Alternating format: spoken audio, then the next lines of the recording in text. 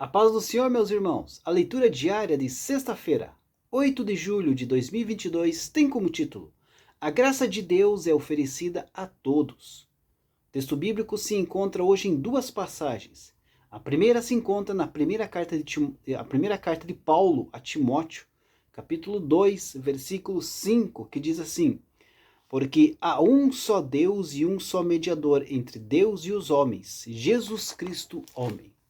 O segundo texto se encontra no Evangelho segundo João, capítulo 3, versículo 16, que diz assim: Porque Deus amou o mundo de tal maneira que deu o seu Filho unigênito, para que todo aquele que nele crê não pereça, mas tenha a vida eterna.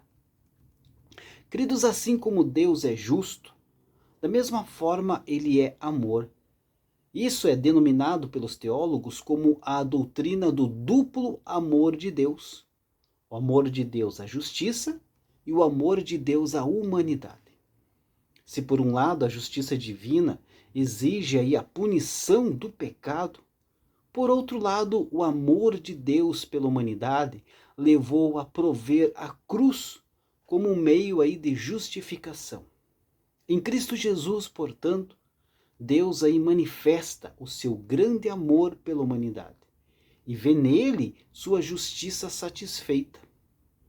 Graça é um favor ou uma benevolência que nós não merecemos. Por isso, queridos, que a teologia apresenta a definição clássica de graça como um favor imerecido. Isso quer dizer que a graça de Deus é algo que recebemos dele sem que tivéssemos aí o direito de receber.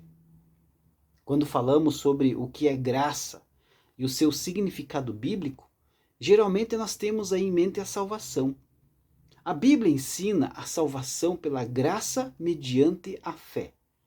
Essa graça que salva normalmente, queridos, é chamada na teologia de graça salvadora.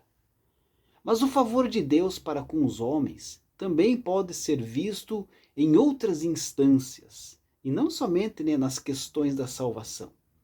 Esse tipo de favor mais geral de Deus, estendido aí à humanidade, é chamado de graça comum. E em todos esses sentidos, porém, a graça de Deus jamais é o cumprimento de uma exigência, mas sempre é uma prerrogativa divina. A salvação é um dom de Deus para nós. E sendo um dom, ela não vem em resposta às nossas boas obras, ou em recompensa aos nossos próprios méritos. A salvação, então, é graça. E graça é justamente aquilo que não temos o direito algum de receber. Então, como diz, o antigo hino de John Newton, o que podemos dizer é: graça maravilhosa, quão doce é o som que salvou um desgraçado como eu.